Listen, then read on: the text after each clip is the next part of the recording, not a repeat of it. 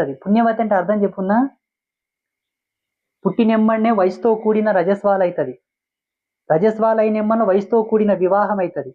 వివాహం అయినా కూడా అర్థం చేసుకునే మొగుడు దొరుకుతాడు, అర్థం చేసుకునే అత్తమామలు దొరుకుతారు, అర్థం చేసుకునే ఆడపడుచులు దొరుకుతారు, అర్థం చేసుకునే బావమరుదులు దొరుకుతారు. మొత్తం పైన well settled family with understanding family.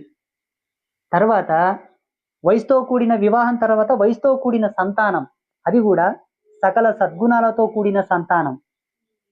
ఇవి పుణ్యవతులకు ఉండే లక్షణాలు. అర్థమవుతున్నాయా?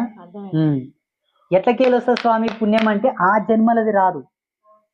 ఉదాహరణకి రోజు కాలేజీకి పోతేనే మీరు ఒక సబ్జెక్టు పాస్ అవుతారా? ఎప్పుడో ఒకసారి పోతే పాస్ అవుతారా?